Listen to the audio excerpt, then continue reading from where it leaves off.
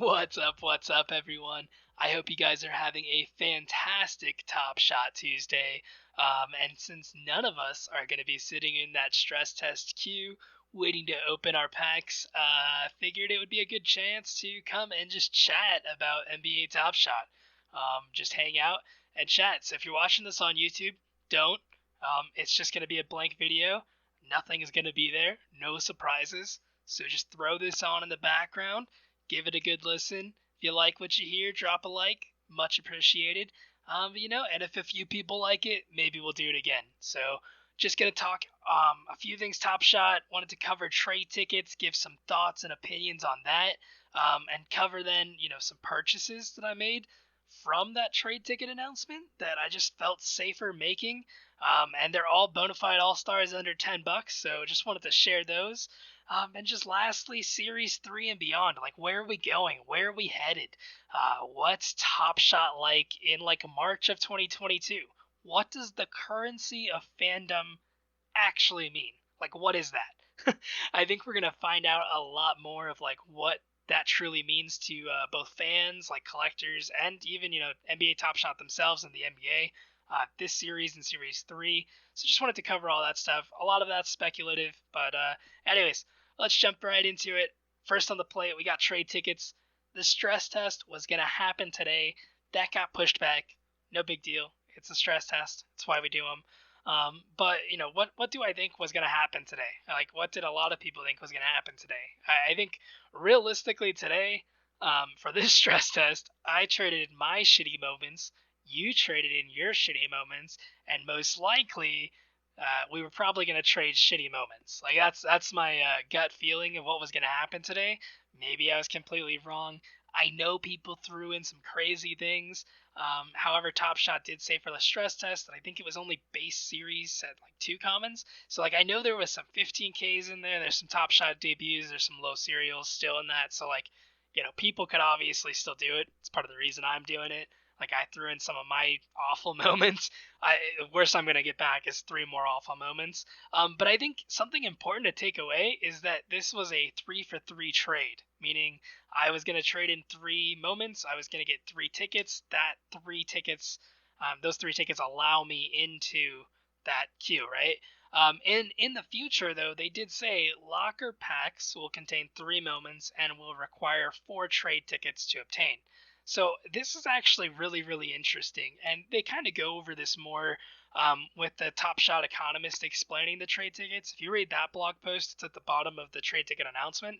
But it kind of dives more into what I really want to talk about, because while this isn't burning moments, like this is not NBA Top Shot saying, "Hey, give us your moments, we're eliminating them." Like that's not happening. That's not what this is. But what this does do is this removes a certain portion of moments from the marketplace supply at all times. Like that's what this does, right? That's what this does. So yes, ultimately some, and I want to like get to that too, but some of these moments will be redistributed. Like most of them will be redistributed, right? But in the future, when locker room packs contain 3 but require 4, this creates an unequal return for collectors in terms of moment for moment. So like yes, maybe you trade in 4 moments of shitty value. Maybe they're all $4 base floor moments or something, right? You trade them all in, you get 3 moments back, but one of those is I don't know a Top Shot debut, or maybe it's a low serial, right? Monetarily, those 3 moments might be worth more, like in terms of like what it actually costs to buy, but in the end, you still locked up 1 extra moment for those 3 in the locker room. And like, granted, that will probably get redistributed at some point. Well, what that does is it always makes sure that whenever we're doing trade tickets, it does remove a certain portion from the marketplace. And in the Top Shot, economist explaining the trade tickets, they do say right here, and I'm just going to quote them, combining these 2 pieces of information, so talking about how it's a 3-for-4 trade, right? That this ticket or this feature over time will permanently remove some active circulating supply from the market, right? And I think that that's really important. I think that that's important for Series 2 and the longevity and the value in that. I think that that's also really important that down the line in these first 2 phases, we're going to be seeing these Series 2 drops. and those aren't enticing right now. Like, I'm not interested in getting Series 2 moments for Series 2 moments. Like, I'll probably still do it occasionally, but, like, personally, my collection, um, there's a few moments that I can toss, but most of them I've kind of honed in my collection on stuff that I truly do want. So, like, that's going to be harder for me to do and participate in. When Series 3 is out, and that floor of Series 3 is, say, $1, $2, $3, and that mint size is much larger, that's probably what I'm gonna use for trade tickets. And they say that in the blog too. Like, they're really transparent. And like, shout out to NBA Top Shot for being transparent about what we should expect in Series 3, what we should expect for Series 2. And they even said, Series 3 will be a prime candidate for trade tickets. And the reason being is there's going to be a notably larger edition size, right? And it's going to be worth 2 collector points, right? So you're going to have this burn of trade tickets, and a lot of them will actually be Series 3, which might, interestingly enough, depending on the mint size, like, we really have to find out what this mint size really is. Like, all this is super speculative until then.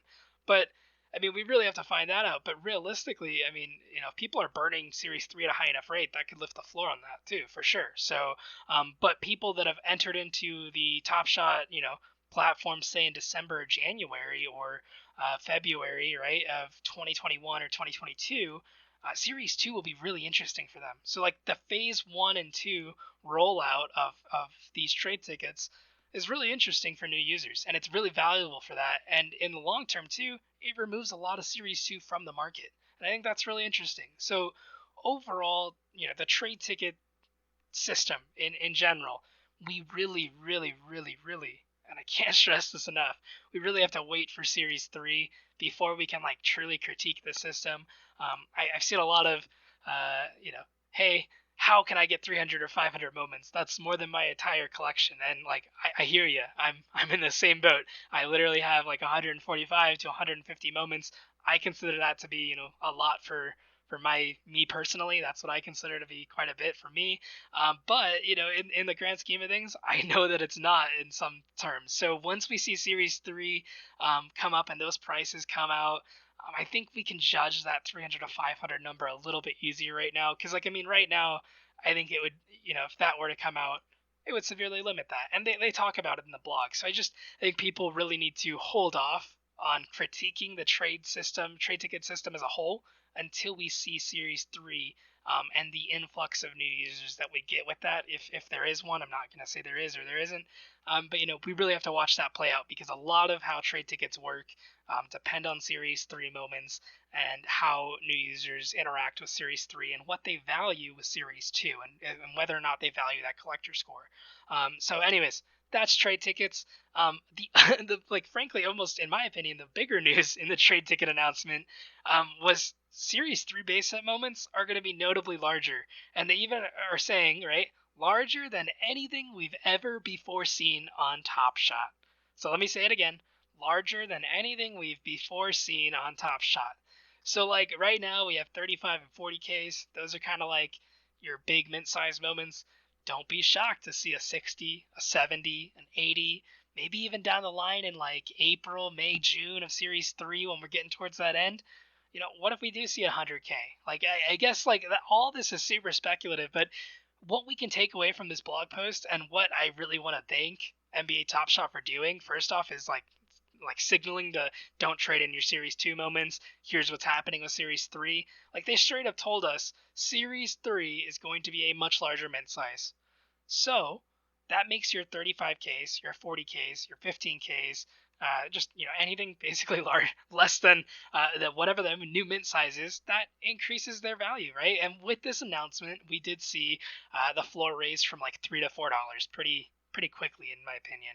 So I think most moments right now, it's going to be hard to find for $3. You're going to get sniped before you can grab that. So that's what that. But in general, yeah, like 15Ks. Let's talk about those, because I think that I made some purchases. At least I felt comfortable after they confirmed, hey, it's going to be noticeably larger. It's not going to be like, oh, we went from 40 to 45, right? I'm feeling like we might see a 60K. Like, I have no idea. It's all speculative. But I feel like we might see a 60K to start out with. Wouldn't even be shocked to see a 75K to start out with, right? So, like, if we're seeing that, and we have an influx of new users, right? Whatever that number is, I'm not even going to take a shot in the dark, but an influx of users that translate to, some percentage of active users on the platform. All of a sudden, that makes 15K Series 2 moments really interesting, because not only are they intrinsically worth more just with collector score involved and the collector score behind them, but they're also incredibly scarce compared to the 35K, the 40K, and whatever our new mint size is, maybe 60, 70, 80, whatever that is. 15K of a superstar, of literal bona fide all-stars who make the all-star team year in and year out, they're cheap right now. And so I just wanted to name a few, give some reasoning behind them, and just kind of go over that, because yeah, I mean, literally, this is kind of uh, yeah, it's nuts to me. So, anyways, I want to get into it. Jimmy Butler, first one, right? Jimmy Butler and the Heat. I think the Heat are going to be sneaky good. They added Kyle Lowry. They added Markieff Morris. They added PJ Tucker. All of them are dogs. They're all going to fight. They're all going to scrap. I think that team's going to be low key a title contender in the East, for sure. So, I mean, Jimmy Butler's going to have his name up there. And right now, in a world, if you picture a world of, let's say, a 65,000 or 70,000 mint size of Series 3, right? You're looking at a Jimmy Butler right now, 15,000 for $8. $8. This is Jimmy Butler. This is Jimmy Butler, a 5-time All Defensive Player of the Year, 4-time All NBA champion, and the dude just balled out the year before. But Butler's a dog. He's an all-star. He's gonna make the all-star team this year. He's gonna scrap every night in, night out. Come on, $8 for this guy at 15K in a world where our top shot min sizes are 60, 65, 70, whatever, higher, right? A 15K Jimmy Butler should be worth more than $8. That's just my opinion, not financial advice. But a 15K Jimmy Butler for $8 is an actual steal right now. And also just remember, in a world where we have more active users, and we do have that larger mint size, the wall of a 15K moves so much faster than a 35 or 40K.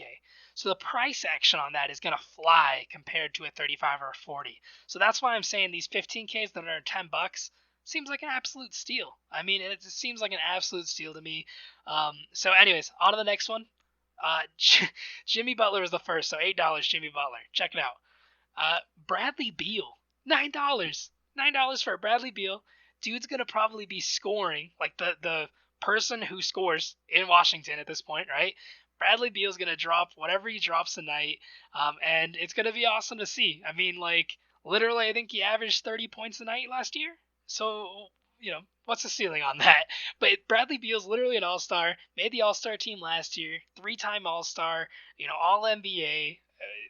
$9 for his 15K moment when he's going to be probably, maybe, I don't know. I think the people are downplaying the Wizards, but whatever. I think Bradley Beal himself, his name will carry more than $9 in a marketplace of more active users than we have today, and in a mint size of 60, 70, 80K.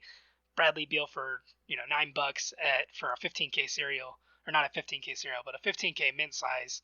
It's a no-brainer to me, at least. So another one I wanted to touch on, Zach LaVine. Zach LaVine made the All-Star game last year, right? $10 right now. Sitting on the Bulls. The Bulls are also a team. Lonzo might be, kind of fun to watch with LaVine. Gonna have lots of nuts passes. You're gonna see a lot of oops from those two. Hopefully the chemistry is great. And you got Caruso as well. We saw Caruso and LeBron. We saw Caruso and AD. Caruso knows how to put up a pass, right? So LaVine's gonna fly this year, and I think for $10, having a bona fide all-star who, is it's not older compared to the other guys I'm talking about, LaVine's younger. So I think that's going to be interesting to see. At least I think. Let me make sure. Let me see. LaVine's 26, so I think that's something that you have something to look forward to in Chicago. And, I think that's just good going down the line. He's $10. So I said all under $10, and I'm a liar. He's 10. Also, just to throw it in there, cherry on top, Joel Embiid. Joel Embiid is one of the most dominant big men in the league. He put the Sixers on his back when Ben refused to shoot the ball. So, Joel Embiid is going to carry this team, regardless of who's on it. Joel Embiid is a certified all-star. He's been a all defensive player. He was all rookie of the year, I think. So like, look, or this guy, he's he's a monster, right? It's Joel Embiid. What more do I need to say? $13 for a Joel Embiid 15K, right? That's insane to me. This is just in a world where you're seeing a mid size that's much larger than we have today. These just seem like no-brainers to me. So again, some 15Ks that I'm interested in that I did pick up: Jimmy Butler, Joel Embiid, Bradley Beal, Zach LaVine. I also picked up a Jokic. I picked up a Devin Booker. I picked up a Brogdon. I think he's $6 right now. There's just a lot of 15K. So definitely go out there and just search around, poke your head around. And just wait for a buy, because someone's gonna put something up to undercut, and you can grab that one cheap if you have the time. So be patient, don't do anything crazy. But yeah, I think 15Ks are a great way forward if you're looking to have some return on your moments down the line. So that gets me into just Series 3 and beyond. Like, what is the currency of fandom? Like, TopShot keeps adding this tagline, like, TopShot and NBA moments, or these moments are the currency of fandom, and collector score is the currency of fandom. So like, what is the currency of fandom? Because like, I think we can all like say, what is the price for gaining access to players? Like, whether that be in the Nine Lives Matter Discord, or not Nine Lives Matter, Nine Lives Lounge in Discord, or you can talk about that in Discord. You can talk to access to players. There's different things that you can do, or the box seats, getting out to finals games, things like that. It's just really interesting to me. On what they could do, right? So I think that the currency of fandom right now is like very underdeveloped. I think that we don't even know what is possible, what the limits are, because realistically, collectors don't have limits. The more access we have, the better in our eyes. So really, the limits come down to how far do teams want to take this, how far do players want to take this. Is it something where I can walk into an arena and go to one of these, kiosks, or they didn't look like kiosks, obviously, in Summer League. Can I go to one of these awesome booths, have a party, open up a pack, and, maybe grab a beer with my collector score, or unlock a special seat, or what can I do? Like, that's what I want to know is are we going to see some type of connection between the moments that a person has or a collector has and what they can do with in arena benefits? Does that get me special swag potentially? Like, I know the Lakers. The Lakers have a thing. If you want to email them, I think COVID's messing it up right now, but if you want to email them for a community package pack, or like a fan package pack, they'll send that to you. Like, why can't that be something that, hey, if you have, I don't know, 10 Lakers moments, or the entire Series 2 sets, maybe instead of people asking for that, like, you have to ask every year, hey, can I get a fan package from the Lakers? And they'll send you one. They're really nice. They're awesome. But what if we just did that automatically? What if we just had teams that said, hey, NBA Top Shot, here's your list of people, here's their addresses, or here's how this works, right? I don't know. We can get past the KYC and stuff. But once we, figure out all that technical stuff, you can connect fans and players and teams a lot more in a interconnected way, right? Than just providing you an email. Like, if I go to a game and I fill out a form on a sheet, with my email or my phone number, the team's never going to contact me ever again, right? Like, let's be honest. What this does, though, and what moments do, is it allows players and fans to interact, and allows teams, of course, teams and players to interact with fans, but it allows you to like pick you out. If you went through the process of going through creating an account on Top Shot, buying your 3 favorite team moments, right? What that signals to a team or even a player is that this is a legitimate fan, right? There's some buy-in from this person. So these experiences matter, and I think that that's valuable to a team, right? Because it's hard to pick out fans truly. Like, if you look at Staples, I'm a Lakers fan, right? If you look at Staples fans, I guarantee you there's a lot of fans in Staples Center that aren't necessarily Lakers fans. They just want to be at the game, and like, that's cool. But like, what Top Shot wants to do is connect those fans, like those rabid fans, those fans that sit up in the 300s and like, we won't shut up, right?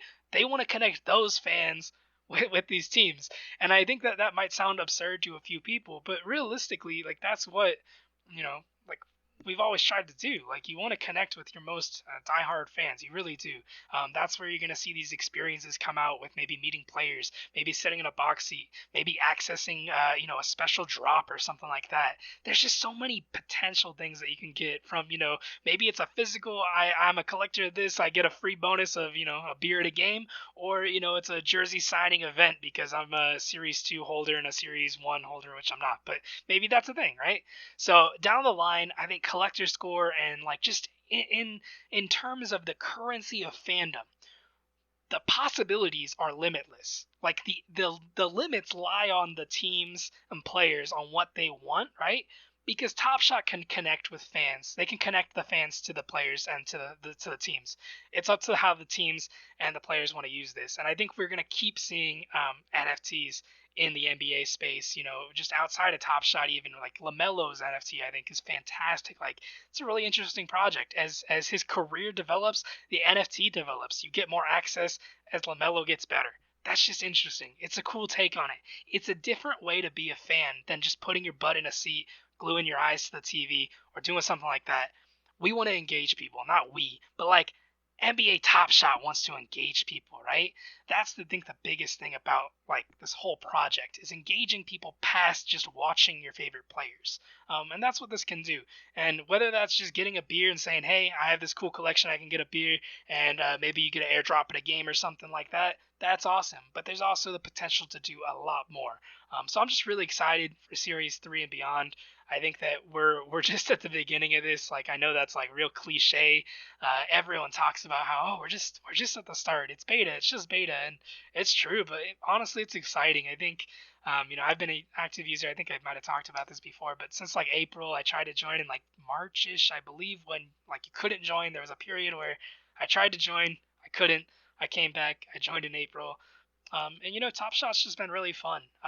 And I think that it's got me more into basketball on some teams that I just don't care about. The hey, I got your moments. Now I have your team bonus, and now I'm watching my Blazers games, even though I'm a Lakers fan and I absolutely hate the Blazers. But Damian Lillard's awesome to watch night in, night out. So can't wait. And like that's the other thing. Like maybe the currency of fandom in your team sets unlock league subscriptions, league pass subscriptions. I know that when the WNBA announcement, like for instance, Top Shot got me more into basketball, but with the WNBA announcement, like absolutely, of course, like I told my girlfriend, I told her about it. She got into it. At first, like she was stoked. She told her Aja, she was like, "This is insane!" Like, and I was like, "This is NBA Top Shot. This is what I've been trying to tell you." And like after that, though, we tried to go watch a WNBA game. We couldn't because it wasn't on our TV, so we found on a stream. But like honestly, that's the thing is it started her asking questions about basketball. I want to know about WNBA stuff, and just from that little bit of effort, it's already engaged us more in something that we wouldn't have done without it. So without that WNBA drop, I guarantee you, I would have probably not looked up a Sparks game. The last time I checked out a Sparks game was when I was a kid, and they were cheaper tickets, and they still are than Lakers tickets, and it got me into Staples, and I thought that was awesome. So, but WNBA is developed. The players are their players are damn good. So, it's exciting to see. It's just exciting to be part of. So, in general, I want to wrap this up. I'm kind of rambling. It's long, but that's kind of what this is. I just wanted to talk, man. Like, there's lots of stuff going on in Top Shot. There's lots of things going, lots of moving parts, and it's really exciting. So, if you've made it this far and you liked what you hear, drop a like. Even if you didn't like what you hear, thanks for listening. And I hope you have an awesome rest of your day. And yeah, thanks so much. Peace.